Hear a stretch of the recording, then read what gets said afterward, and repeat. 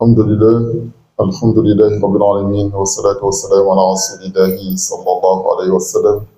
السلام عليكم ورحمة الله تعالى وبركاته جميعا. الحمد لله رب العالمين. Après avoir remercié Allah subhanahu wa ta'ala, nous implorons Allah qu'il accorde sa paix et son salut au meilleur des créatures, Sayyid al-Wujud, Sayyid al-Awliya al-Akhirin, Sayyidina Muhammad sallallahu alayhi wa sallam, de combler de ses grâces et de sa miséricorde à notre maître Abil Abbas, Mawlaya Chassid Ahmed Tijani, Sherif Radiallahu ta'ala anhu, de récompenser pour nous le secret des réalités divines, Abil Ishaq, Sahib al-Faïd Tijani, Mawlaya Cheikh Ibrahim Nias. Qu'Allah récompense pour nous, notre portant Allah, un Rasoul, un Chassid Ahmed Tijani, un Mawlana Cheikh Ibrahim, Kamilul Asri, Madad al-Zamani, Ayn al-Zamani, Khalifatullah fil Ard, Mawlana Cheikh Ibn al-Khayri, wa nafana ala barakatihi. Qu'Allah récompense pour nous, notre Père, notre guide, notre initiateur, celui-là même qui nous a initiés en cette voie de miséricorde, celui-là même qui nous a réveillés de notre mort spirituelle, Mawlaya Tchern Amandjay, qu'Allah le code longue vie et santé et lui maintient longtemps parmi nous, ainsi qu'au Khalif international de la Khaïda Tijani, Cheikh Mahi Ibrahim Nias, ainsi qu'à l'imam de la Khadata Cheikh Tijan Ali Sissé, ainsi qu'à toute la descendance de Mawlana Cheikh Ibrahim, de Mawlana Cheikh Tijani, de Rasulillahi sallallahu alayhi wa sallam, partout ils se trouvent dans le monde, qu'Allah les bénisse, qu'Allah les agrée, qu'Allah agrée notre jama, qu'Allah bénisse notre jama, qu'Allah élève notre jama, ظاهرا وباطنا في الدين والدنيا والآخرة. Alhamdulillah, nous allons continuer dans le tafsir du Ramadan, les dars journaliers. Alhamdulillah, mashallah, toujours dans le livre de notre cher Tcherno Amandjay, intitulé Fafikhru ilallah, courir vers Allah subhanahu wa ta'ala. Donc, nous étions, mashallah, dans la sourate, mashallah, où Allah subhanahu wa ta'ala parlait à Moïse. Peut-être on va laisser Taïro, il va reprendre le verset, et puis on va continuer, Inch'Allah ta'ala. Alhamdulillah, wa salatu wa salam ala Rasulullah sallallahu alayhi wa sallam. Inch'Allah, le livre intitulé Faghfir ilallah, Inch'Allah, nous étions sur le verset coranique où Allah subhanahu wa ta'ala dit Qala ya Musa لقومه استعينوا بالله واصبروا إن الأرض بالله يسيرها من عند الله والعاقبة للمتقين. Il dit Moussa demande de l'aide auprès d'Allah et soyez patient car la terre appartient à Allah. Il a fait héritier qui il veut. Il en fait héritier qui il veut. Parmi ses serviteurs. Parmi ses serviteurs, c'est ça, Inch'Allah. Et la fin heureuse appartient aux pieux. Alhamdulillah. Donc, Mashallah. Donc, c'est ce verset que nous étions en train de commenter hier. Donc, nous avons expliqué l'histoire entre Pharaon et Moussa alayhi wa sallam. Inch'Allah, nous avons rapporté cette histoire qui est très illustrante. Inch'Allah, comment Moussa a défié Pharaon qui se croyait étant un tyran qui gouvernait le monde entier. Et donc, un bébé qu'il a élevé sous ses mains, c'est celui-là qui est venu le détrôner. Or qu'il était averti d'avance, il a fait tous ses moyens, il a tué plus de 150 000 bébés israélites pour seulement échapper à ce décret divin. Mais ce que Dieu a fait, c'est lui-même qui était celui qui nourrissait ce dernier, qui a élevé ce dernier jusqu'à ce dernier est revenu vers lui. Donc on avait expliqué pourquoi Moussa s'est retiré, il s'est exilé pour aller à Madiana pour trouver Nabilia Souaïb là-bas. Et tout ça, c'est le décret divin. Fait partie des 5 signes du calife d'Allah, il faut qu'il soit exilé, il faut qu'on le fasse sortir de lui. Il faut qu'on le fasse sortir de chez lui. comme Ibrahim a été fait sortir et comme Adam a été fait sortir du paradis, comme Youssouf a été exilé d'Israël pour venir en Égypte, c'est comme ça aussi Moussa devait s'exiler pour aller à Madiana chez Souaïb. C'est la même chose que le prophète sallallahu alayhi wa sallam a vécu de la Mecque à Médine. C'est la même chose que Cheikh Seydi Ahmad Tidiane a vécu de Aïnou Madi à Fès. C'est la même chose que Cheikh Ibrahim Niass a vécu de Léona Niassène à Medina Baye. Et c'est la même chose que Maulana Cheikh Khayri a vécu de Medinatul Mata Moulana à Medinatul Boubacar. Donc voilà, c'est la législation divine. Donc c'est comme ça que Moussa est allé se réfugier au niveau de Madian. Lorsque Souaïb l'a vu, Souaïb aussi fait partie des prophètes d'Allah subhanahu wa ta'ala. Donc Souaïb l'a vu, l'a reçu, et il y a sa fille, Mashallah Safoura, qui est tombée amoureuse de Nabiya Moussa. Et Moussa aussi a voulu l'épouser. Donc voilà, et il n'avait rien. C'est quelqu'un qui venait de fuir, parce qu'il fallait doter. Et Souaïb lui a proposé des bergers pour lui pendant 8 ans. Et lorsqu'il a bergé ses animaux pendant 8 ans, la dot était validée.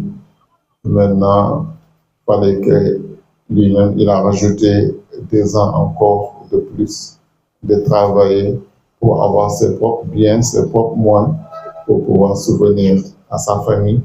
Et maintenant, de s'exiler, de rentrer pour aller fonder sa propre famille et vivre avec sa communauté. Donc, Moussa, comme je disais, lorsqu'il est venu chez Souaïb, Souaïb, c'est lui qui était le gardien de tous les cannes des prophètes. La canne d'Adam alayhi salam était là. Dès qu'elle mesure 30 coudées, comme la taille de Adam alayhi salam. Adam mesurait 30 dirhams avec 15 mètres d'auteur. C'est comme ça, les gens d'avant étaient géants, alhamdoulilah, mashallah. Et c'est pour ça, souvent, il y a des personnes qui montrent sur l'internet la tombe d'Adam.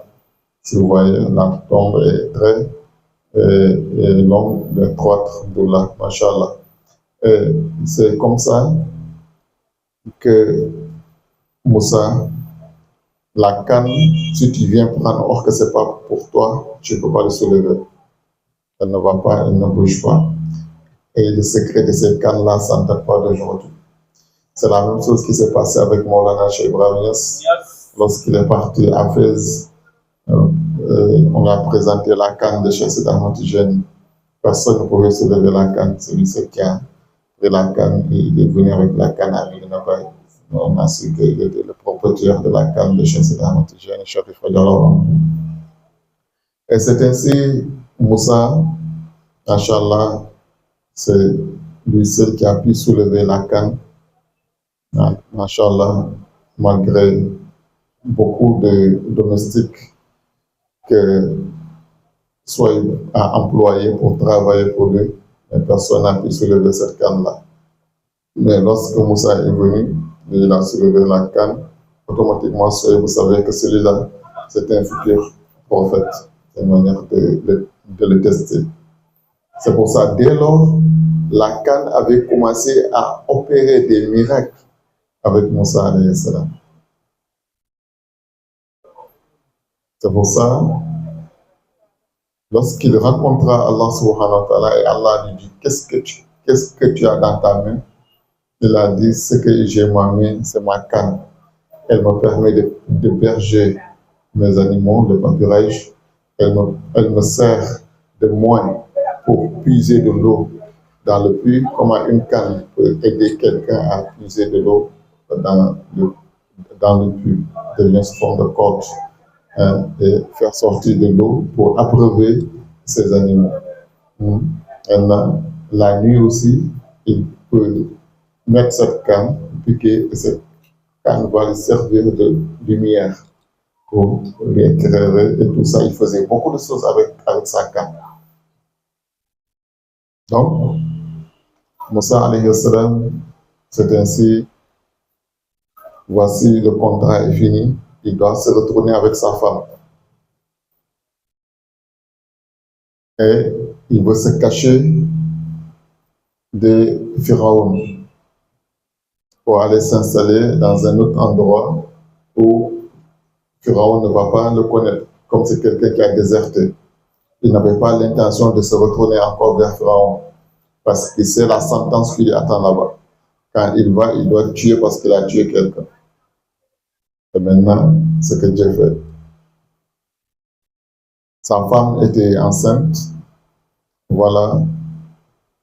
Et lui, Moussa, on dit qu'il était très jaloux. Il ne voulait pas que les gens voient sa femme, regardent sa femme, observent sa femme, donc il préférait voyager la nuit. Donc la caravane avec laquelle il partait, et ils l'ont devancé. La journée, ils ont devancé, lui attendait la tombée de la nuit pour partir. À un moment, il s'est perdu. Il ne savait plus par où passer, prendre un raccourci. Sa femme était en état, était enceinte, et elle a senti une fièvre. Elle dit que vraiment j'ai froid. Et là, il n'y avait pas de feu, il n'y avait rien. Et il a voulu avoir du feu pour aider sa femme à se réchauffer. Maintenant, deuxièmement, les villages d'antan, en pleine forêt, mais en milieu du désert, les gens, ils allumaient le feu. Pour s'il y a quelqu'un qui voyage et qui ne sait pas où retrouver un village ou bien le lieu, l'endroit, il va se diriger vers le feu. Quand il arrive là-bas, il va trouver les habitants là-bas. Et, machallah, ils vont lui guider pour lui dire, il va se renseigner, je vais aller dans tel endroit, on lui dit, tu peux pas tel endroit. Donc Moussa a voulu ces deux choses. Dieu a fait un signe de feu qui s'allume loin de lui. Il dit maintenant, voici du feu là-bas. Inch'Allah, je vais aller vers là-bas. Peut-être arriver là-bas, je pourrais en avoir quelque chose pour ramener, pour vous réchauffer. Et peut-être on aura quelqu'un qui va nous guider pour nous montrer le chemin par où on peut passer pour contourner le Pharaon. Et maintenant, il va jusqu'à il arrive dans la vallée de Soir. Il voit le feu allumé. C'est un gibier qui a des flammes très éclatantes. L'arbre est là. L'arbre ne brûle pas. L'arbre n'a pas de fumée. Les feuilles restent vertes, ne changent pas. Et voici les flammes qui se dégagent. Moussa est étonné. Comment ceci est possible? Ça, c'est quel genre de feu? Et c'est ainsi que le feu s'adressa à Moussa directement. Moussa, le feu lui dit, Allah, c'est moi Allah, c'est ton Seigneur. La ilaha illa ana. Il n'y a point de divinité autre que moi. Descends tes chaussures. Tu es dans une vallée sacrée. Et viens envers moi. Moussa était stupéfait. Car cette parole qu'il a entendue, ce n'est pas une parole humaine. Moussa disait que cette parole, elle ressemble à 70 000 tonnerres descendre, te foudroyer quelqu'un, un coup, tomber sur la personne. Un seul tonnerre, quand ça descend sur quelqu'un, c'est fini. Il est mort. Maintenant, quand on dit maintenant pour 70 000 tonnerres, et ça, les Arabes savent. Ça veut dire qu'il a eu le jazbou et il a eu la fana, l'instinction. Lorsque cette parole est descendue en lui, il s'est anéanti en même temps, lui. Il n'était plus là. C'est ça qu'on appelle la fana, l'instinction.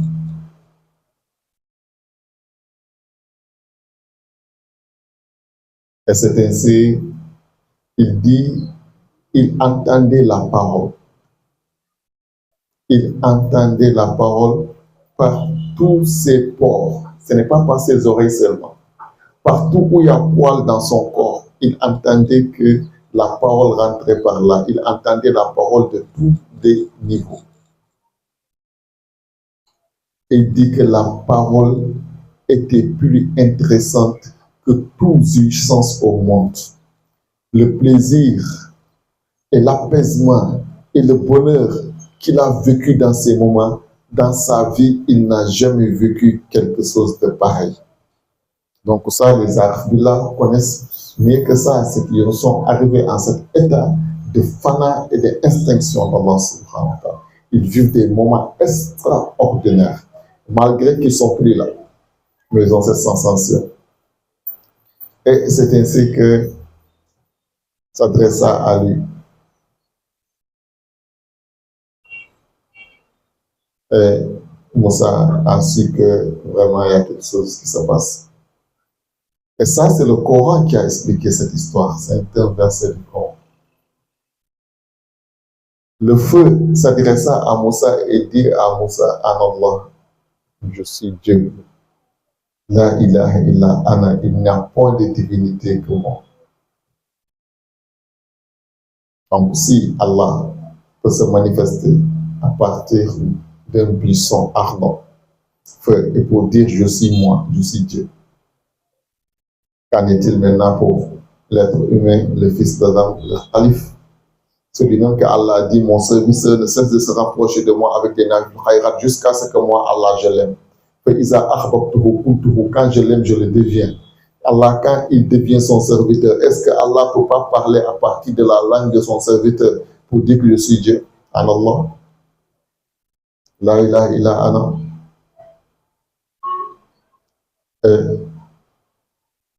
Donc, c'est pour ça, ceux qui disent que c'est impossible, on ne peut pas voir Dieu, et on ne peut pas connaître Dieu. Voilà, ce verset du Coran vient dégager, effacer cela complètement. S'il ne croit pas à ça, il mécroit au Coran. Il contredit le Coran. Car c'est le Coran qui a dit, c'est le buisson ardent qui s'est manifesté devant Moussa et le dit en Allah. Et ce buisson-là qu'il a envoyé vers Pharaon. Lorsqu'il a eu l'extinction, Dieu a voulu maintenant qu'il fasse la baka. Dieu lui dit, Moussa, qu'est-ce que tu tiens sur ta main droite? Il veut le ramener. Parce que cet instant où Moussa vivait, il n'y avait plus chose. Il n'y avait plus main. Jusqu'à il n'y avait ni gauche ni droite dans cette instinction-là où il était. Alors pour que Dieu le ramène, Dieu veut le ramener pour qu'il puisse faire la baka, pour qu'il sache que maintenant il revient un peu en lui en sachant que la main existe, la canne existe, gauche existe, droite existe et Moussa existe. C'est là Moussa a eu la baka. Il est revenu en lui, il est revenu lucide. Et là, Allah lui dit, qu'est-ce que tu tiens sur ta main droite? Il pouvait juste dire, c'est une canne, bien c'est ma canne. Il dit que tellement que la parole et la communication d'Allah étaient intéressantes, il dit ceci, est ma canne. C'est ça, j'utilise pour berger mes animaux. Ça me sert un mois pour puiser de l'eau, pour les abreuver. La nuit, ça me fait, je peux placer ça pour poser ma tente dessus et ça me sert de lumière quand je veux une lumière pour m'éclairer. Ça m'éclaire. Il est en train d'expliquer tout ça. Or que Dieu n'a pas posé la question, qu'est-ce que tu fais avec ça? Dieu l'a dit juste, qu'est-ce que tu as sur ta main? C'est juste j'ai une canne. Et tellement que la parole et la communication avec Allah étaient intéressantes, c'est pour ça qu'il a rapporté tout ce qu'il a rapporté parce qu'il ne voulait pas que la parole se coupe. Maintenant, l'erreur qu'il a fait là-bas, a vu qu'il a dit que c'est ma canne. Comme il y a quelque chose qui l'appartient. Or, quand on est en Dieu, on est serviteur, il n'y a rien qui doit t'appartenir. Toi-même qui es un serviteur d'Allah, tu dois ramener tout à Allah. Comme il dit c'est ma canne, Dieu veut lui montrer que ce n'est pas sa canne. Dieu lui dit donc jette-la. Jette la canne. Dès qu'il jette la canne s'est transformée en un gros serpent, un cobra. Et Moussa a eu peur. Il a reculé. Dieu lui dit, n'aie pas peur. Arrête-toi. C'est-à-dire que le disciple, quand il va aller vers Dieu, toute autre chose qu'il veut posséder, Dieu l'a demandé d'abord de dissocier ses déchaussures. Ces déchaussures, c'est qu'il doit divorcer dunya wal akhirah. Pour aller vers Allah subhanahu wa ta'ala, tu dois divorcer dunya wal akhirah. La canne que tu veux, la canne qu'il a, ton objectif, ça doit seulement Dieu. Adorer Allah uniquement pour sa face. Ni pour dunya, ni pour akhirah. Ni pour avoir les biens de ce monde, ni pour le paradis, ni pour la crainte de l'enfer. Des sources. Et le bâtiment de la canne, c'est la ananiyat, le fait de dire moi, Allah te montre que tu n'es rien. Jette ton ananiyat, le fait de dire moi, dis ça que tu n'es rien. Tu n'as rien et rien ne t'appartient. Comme on a dit hier, le serviteur n'a droit à rien. Tout ce qu'il a appartient à son maître. Et il doit savoir qu'il n'est rien. Dieu le dit donc, comme tu dis, c'est ta canne, tu y jette. Lorsqu'il a jeté, il a vu que vraiment, ce n'est pas sa canne. Car si c'était sa canne, il n'aurait pas fui. Il a vu la canne s'est transformée en serpent. C'est pour ça le talibé, tout ce qu'il tient en Dieu, dans son voyage spirituel, il tient à ça, dans son anonymat de ça, c'est pour moi, ça m'appartient, ça devient un serpent pour lui. Ça devient un danger pour lui. Il doit être Abdullah, chaque serviteur d'Allah subhanahu wa ta'ala. Il ne doit s'approprier à aucun maqama, aucun grade, aucune station. Il doit aspirer qu'être humble et être un serviteur d'Allah subhanahu wa ta'ala et être à la disposition d'Allah et savoir la hawla wa la quwwata illa billah. Même ce qu'il adore Allah, même tout ce qu'il fait pour Allah, c'est par la volonté d'Allah. C'est Allah qui l'a voulu et Allah s'est manifesté en lui par ça. Si Allah n'aurait pas voulu, il allait se retrouver ailleurs et faire autre chose que Dieu n'aime pas, or qu'il ne peut rien contre ça. Et c'est ainsi que Moussa, la canne que Dieu lui a dit, Moussa c'est de la tarbiya. L'histoire de Moussa, c'est une véritable tarbiya. C'est pour ça que Dieu a beaucoup rapporté cette histoire dans le Coran. Dis donc, jette ta canne, jette ta anéniette, moi, jette ça. Tu n'es rien, sois serviteur et humble. Et lorsqu'il a su que la canne, celui à qui appartient la canne, celui qui se manifeste à la canne comme il veut. S'il veut que la canne devienne canne, s'il veut que la canne devient... Donc, il a su que tous les miracles qu'il opérait à partir de la canne, c'était ni la canne, c'était ni lui, mais c'était le propriétaire de la canne qui lui faisait ces grâces-là. Donc, celui qui l'a demandé, qu'est-ce que tu as dans ta main, celui-là connaissait mieux que lui, qu'est-ce qu'il a dans sa main.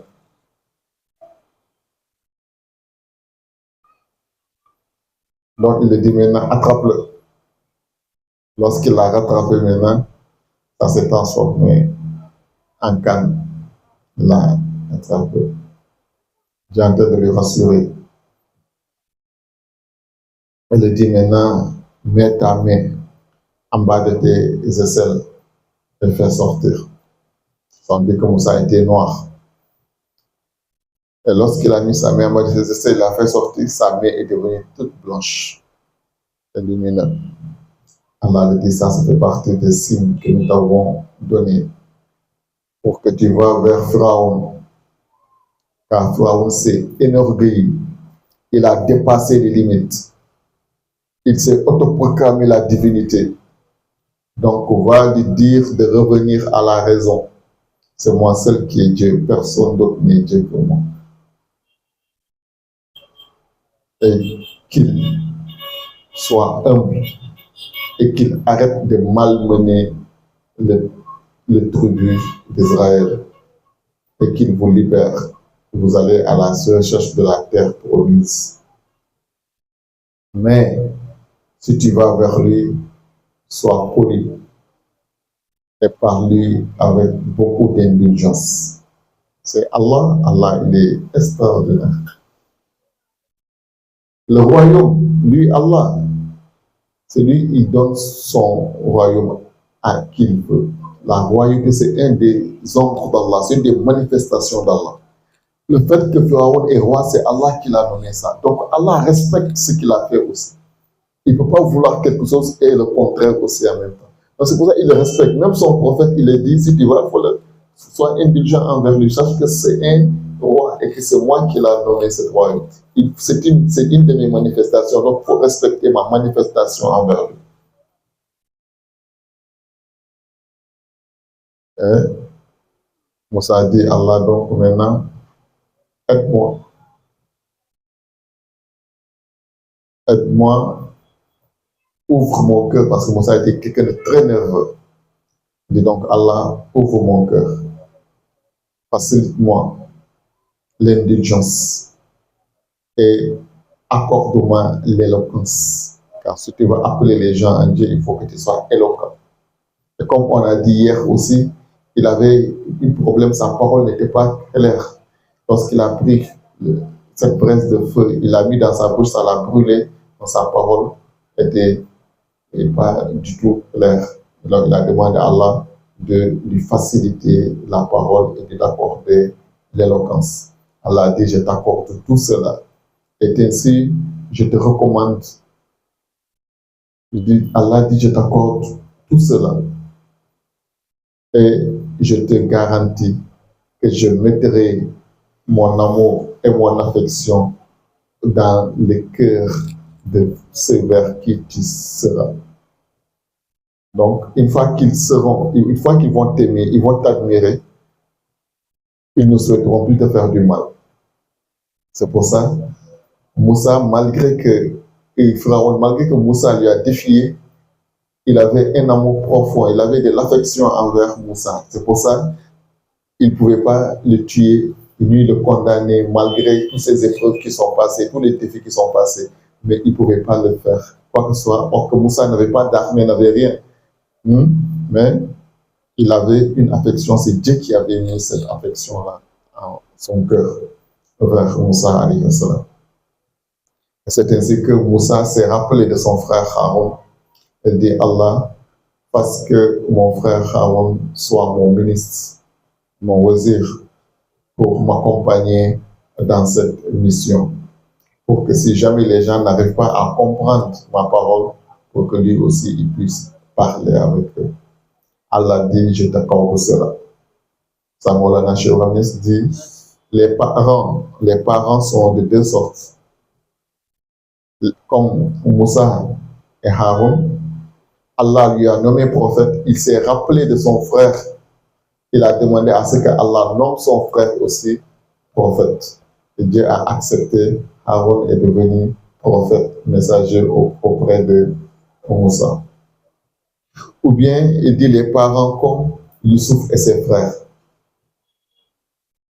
Youssouf était là avec ses frères, mais ses frères ne voulaient pas de lui et ils ont fait tout pour le jeter dans le puits, pour se débarrasser de lui, pour le massacrer. C'est deux sortes de frères qui existent, ou bien c'est deux sortes de parents qui existent. Mais le meilleur, c'est ce qui est entre Moussa et Aaron. Tout ce que tu as comme bonheur, tu dois souhaiter ça à ton prochain.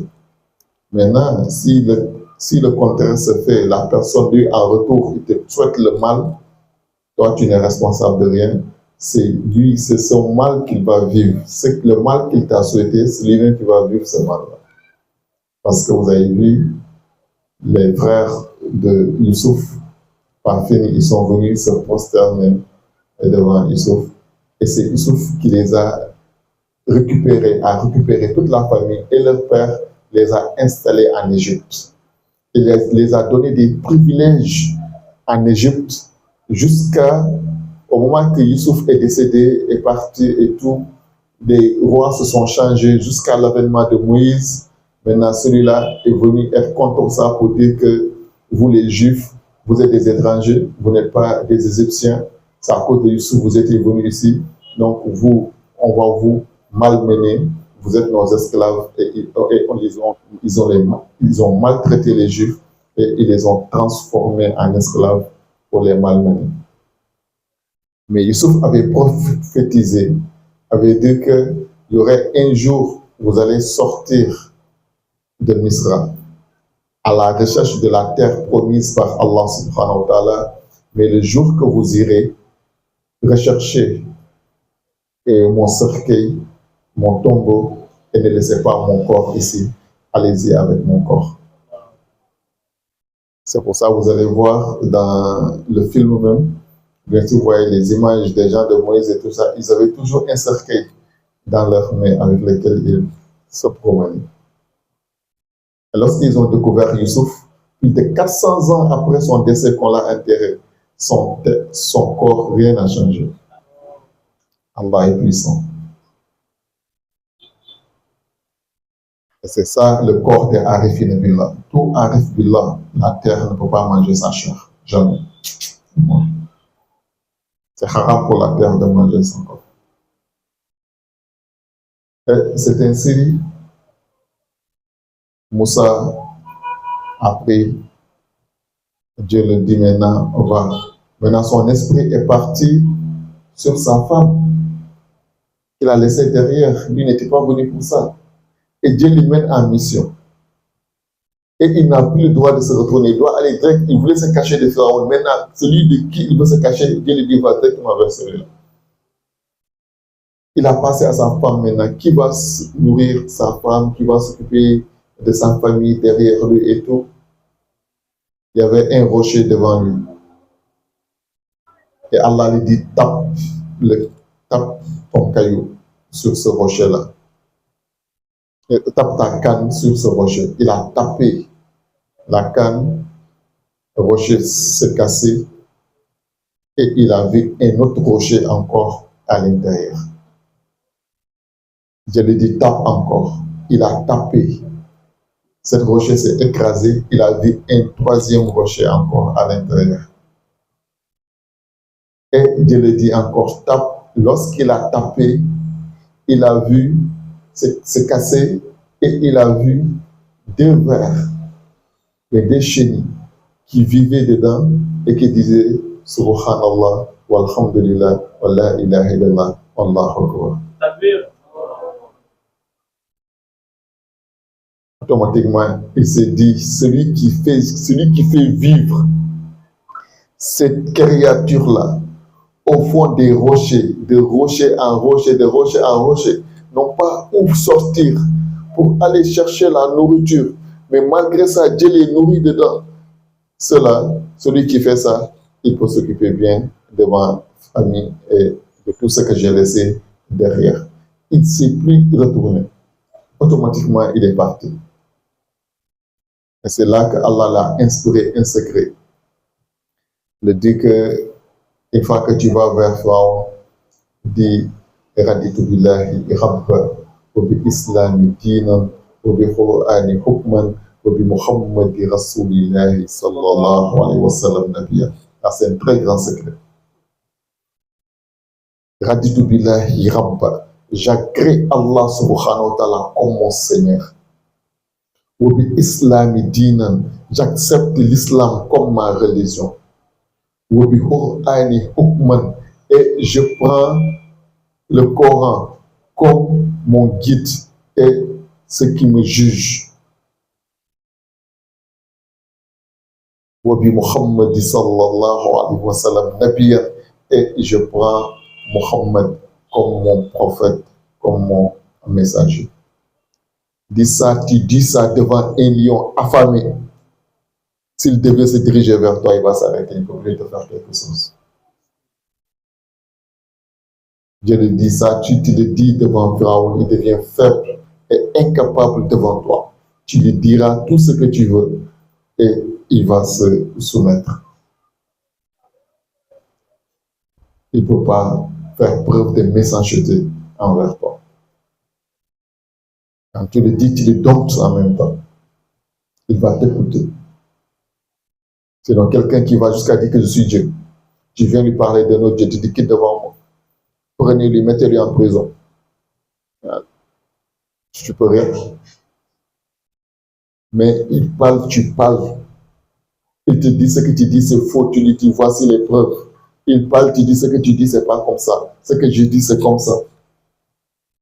Il te dit, apporte tes preuves, tu apportes tes preuves. Donc, c'est comme ça. Moussa a pris la route pour se diriger vers Pharaon. Peut-être si Dieu nous montre demain, Inch'Allah Ta'ala, comme le temps est arrivé, on va continuer sur la rencontre entre Moussa et Pharaon et qu'est-ce qui s'est passé jusqu'à Moussa a libéré son peuple entre les mains de ce tyran tel que l'a voulu Allah subhanahu wa ta'ala. Saluons toute la Jama en présence du président Bakary Soumaoro, le technicien le Mokhadam Taïbo Touré, Seydi Ali Zouré qui gère le son. Et alhamdulillah, mashallah, Seydi Mohamed Zaou qui gère les instruments. Seydi Seyid Djami, mashallah, et notre maman Rokia Koli Ndiaye, mashallah, Seyda Zainab Djami, Seydi Mohamed Bachidi, mashallah, fait la ziar à tout le monde, tous ceux qui ont assisté, qu'Allah bénisse tout le monde, Inch'Allah, c'est d'Abakar Touré est arrivé, qu'Allah bénisse tout le monde, wa la akhdawa, alhamdulillahi rabbil alamin.